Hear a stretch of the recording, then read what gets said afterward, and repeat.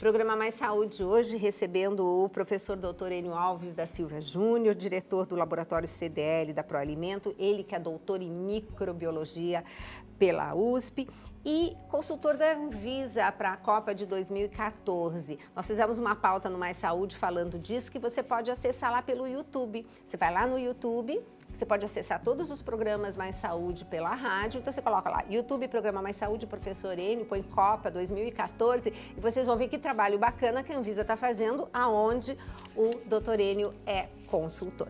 Mas, Enio, nós tivemos uma pergunta no bloco anterior que faltou a gente dar uma finalizada, que seria sobre os utensílios, né? Como devemos lavar e guardar. Quando ele fala dos utensílios, começando pela esponja, né? Que é o mais problemático. Mas o utensílio, o que se considera utensílio? Tudo aquilo que entra em contato com o alimento na hora do preparo ou do consumo.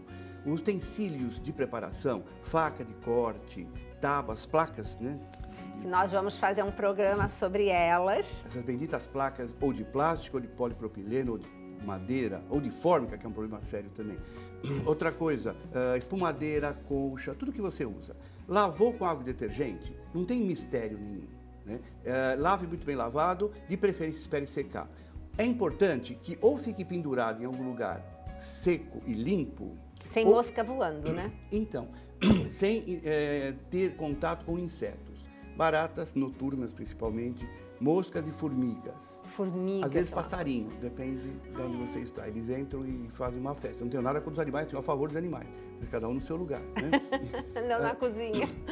E outra coisa, quer guardar em algum lugar, algum pote? Até pode, desde que o pote esteja limpo, seco e fechado, isento de insetos. Perfeito. Mas olha, temos várias perguntas, vamos para a próxima. Todas as bactérias são mortas quando a carne é bem passada? Ou ainda pode restar alguma? Excelente pergunta. E tem mais uma que me fizeram, que está aqui na pauta, sobre também a carne. Se quando ela vai para o congelador, ou após comprar, ou antes de fritar, se é necessário lavá-la, tá bom? Então, se você puder já contemplar essa questão também, Enio. Vamos começar pelo calor. Vamos. Na realidade, o calor é a melhor forma de eliminar ou reduzir a carga microbiana, vamos dizer assim, de qualquer lugar, da carne, da verdura, do utensílio, qualquer coisa. Porém, o calor não é milagroso. Não, ele até seria, mas daí não dá pra gente comer, né, Enio? Não dá pra gente comer. Você tem que esterilizar, isso sai fora da culinária.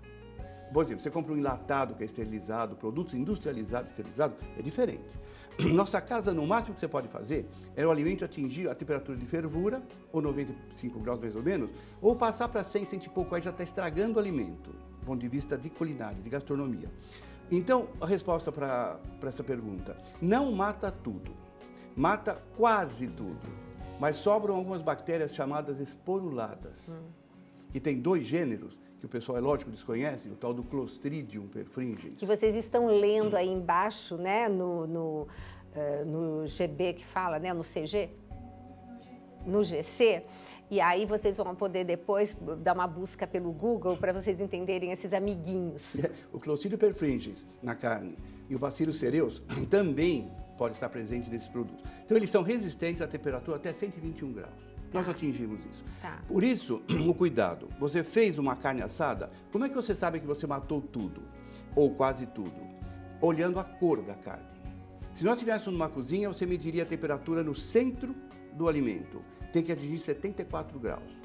É o máximo que você vai matar de micro-organismos atingindo essa temperatura. Em casa, não. Quando ela passa da cor avermelhada para cinza, você sabe que passou de 70 graus. Ah, tá. Então, a maior segurança seria não comer nada mal passado. O famoso rosbife. É o ideal, hoje, preconiza-se que não coma nada cru. É lógico, se você vai esbarrar nas culturas, né? Lógico. O quibe cru, o peixe cru, o carpaccio. O que está acontecendo? As matérias-primas estão sendo melhoradas, não tenha dúvida. Mas nós temos que nos resguardar também. Então, tudo que for bem assado, bem cozido, no caso fritura, ainda se faz, né? Mas é um problema também a fritura. Ainda é recomendado para eliminar a maior parte dos micro-organismos. Porém, sobram esses esporulados. Se você, após a fritura, o assado ou o cozimento, mantiver esse alimento em temperatura ambiente por muito tempo, essa bactéria volta à forma ativa e vai multiplicar de novo. Então, respondendo definitivamente para essa pergunta, não mata tudo. Tá. Mesmo que foi ao fogo, precisa de consequências, pode ter consequências danosas se não for bem preservado esse alimento. E lavar a carne? totalmente desnecessário. Desnecessário. Lavar a carne, lavar o frango, você além de poder até contaminar com mais bactérias, você está tirando proteína, você está tirando sais minerais. Então não compensa lavar. Houve uma época, 1986, em que nós passamos por um momento difícil aqui no Brasil, por causa do problema econômico, as carnes eram de quinta categoria. Aí lavava-se porque ela vinha realmente suja. Complicada, né? Atualmente não precisa. Não lave nada. Tá. Mantenha a carne como está, manipule corretamente, refrigere corretamente, asse corretamente. Tá certo. E quem for fazer, digamos, não é o recomendado, mas nessas culturas, o quibe cru, essa carne deve ser lavada? Também não. Também não. Não ótimo. deve. Ela Então, deve ser manipulada higienicamente. Perfeito. Mãos bem lavadas, faca bem lavada, superfícies bem lavadas e tempos corretos de preparo e de armazenamento. Perfeito. Nós vamos fazer depois uma pauta, mas aí acho que a gente vai ter que fazer lá no seu laboratório, né, na CDL ou na Proalimento, porque eu quero muito ensinar as pessoas a lavar as mãos, porque as pessoas não sabem e a grande sacada seria toda hora estar lavando a mão, né, Enio? Eles molham as mãos. Exatamente, se molha as mãos, né? Se refresca as mãos, mas não se higieniza. Então, com o tempo, depois a gente vai fazer uma pauta mostrando como é que é a maneira correta e o que acontece, o que sobra de bactérias quando a gente só refresca a mão. Esse é um tema importantíssimo. Nós vamos fazer essa pauta, mas isso aí a gente vai combinar sem falta ainda hoje. Bom, temos mais perguntas, vamos lá. Eu gostaria de saber quais são os sintomas que uma pessoa apresenta para saber que está com intoxicação alimentar. Enio, boa pergunta. E aí? Olha, é muito interessante, porque são vários sintomas, mas dois são característicos. Você pode comer um alimento, principalmente aqueles alimentos que são causadores de chamadas de intoxicação, que hoje chama-se toxinose. São 3 bactérias típicas. O Staphylococcus aureus, que estão no nariz, o Bacillus cereus-emético, que está em cereais e grãos, e o Clostridium botulino, que é em enlatados, palmito. Mas vamos falar dos 2 mais comuns da população, o Staphylococcus aureus. Então você tem um exemplo típico da coxinha. Você está manipulando o recheio, põe a mão no nariz e manipula. A bactéria vai para a coxinha. Vocês dão risada, mas isso é muito comum, viu? Só vendo. O que acontece? Enquanto ele está contaminando, não é o problema. O problema é que demora para fazer o recheio, vai para uma geladeira para o dia seguinte que não funciona. O que acontece com a bactéria? Ela vai multiplicar. Né? A gente falava reproduzir, hoje é multiplicar. Ela produz uma toxina. Essa toxina você vai comer amanhã. Daí você frita a coxinha, mata a bactéria, mas não inativa a toxina. Aí quais os sintomas, né, que é o alvo da pergunta? Você vai vomitar de 50 minutos a 4 horas, fundamentalmente. Não vai ter febre e pouca ou não diarreia. Aí você vira do avesso de tanto vomitar. Nossa. Outro dia eu vi um caso com arroz com vongole. O vongole enlatado estava contaminado com a toxina do estáfilo. Então esse quadro é chamado toxinose. Você pode comer um bolo com creme, por exemplo. A baunilha às vezes está contaminada com o Bacillus cereus. Você faz o bolo, aquele creme fica em cima do ambiente muito tempo, doces ficam expostos ao ambiente, vai multiplicando. Na hora que você come, você tem esse quadro.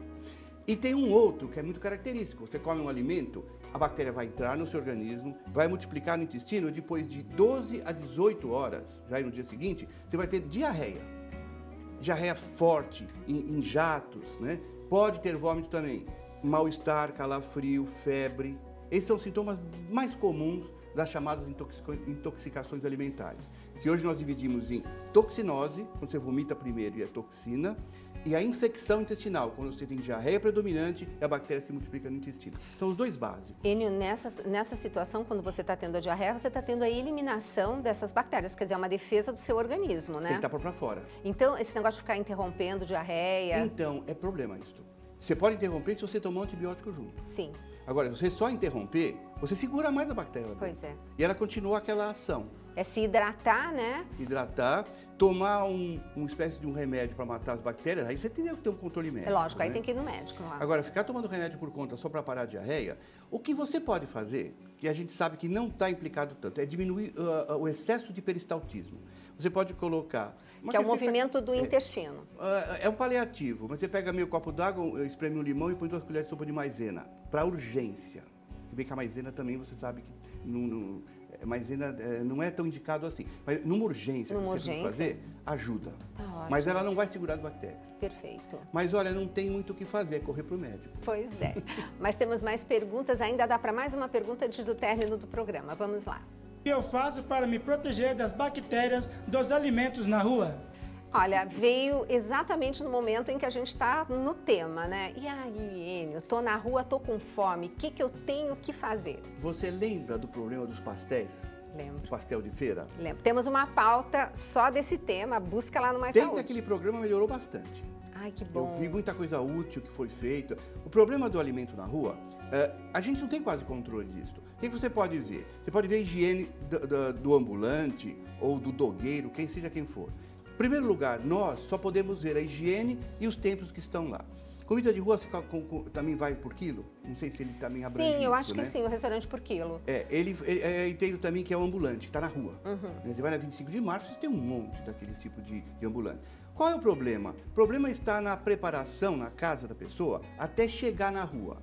Nós não temos controle disso. Então, quando você vai, você só pode ver a higiene, o estado que está armazenado e, se possível, perguntar que hora você chegou, até que hora está sendo servido. Perfeito. Que quanto mais rápido você ingerir aquele alimento, quando ele chega, menos problema você tem. Então, ser o primeiro da fila no quilo. Isso. Vamos supor que o quilo comece às 11 horas da manhã e vai até 2 horas. Normalmente são 3 horas a comida por quilo rápida em São Paulo. Se você conseguir comer até meio-dia, você está mais isento de tudo. Ótimo. Quanto mais para o fim, o que aconteceu? Aquelas bactérias já se multiplicaram do início até a partir da 3ª hora, eu não recomendaria mais comer nada. Perfeito. A não ser verduras cruas, legumes crus, porque eles não sofrem a multiplicação tão rápida. Então, gente, cuidado com esse negócio de preparar alimento e deixar fora da geladeira para o jantar. De repente, fez no almoço, fica aquela panela de arroz no fogão e depois, no jantar, só vai reaquecer. É o que o professor falou. Você mata a bactéria, mas não mata a toxina, né? Não, a toxina fica lá. E uma coisa interessante, doutora Gisela, você tem a bactéria e tem você. Os dois querem comer o alimento. Então você tem que comer antes das bactérias. Porque a bactéria é mais esperta do que a gente, né? Ela se multiplica a 15 minutos, então ela é muito rápida. Então é aquela história, quer ficar livre das doenças? Comam antes das bactérias. Essa é a dica que o professor fala, que eu acho maravilhosa. Enio, gostaria de agradecer a sua participação, tenho certeza que vocês adoraram, mas nós vamos continuar esse tipo de programa com o professor Enio, porque eu acho assim muito ilustrativo. E eu gostaria que então depois a gente fizesse uma pauta, Enio, por favor, com as tábuas e placas de corte, que eu acho que é bem interessante, e marcarmos então uma pauta lá na CDL ou na Proalimento para a gente mostrar para o nosso público como que devemos lavar as mãos. Sem dúvida. Tá e bom? Obrigado por estarmos aqui com você. Imagina, é um prazer. Bom, meus queridos e queridas, espero que vocês tenham adorado esse programa e que tenha sido instrutivo. E já já nós voltamos com um próximo Mais Saúde.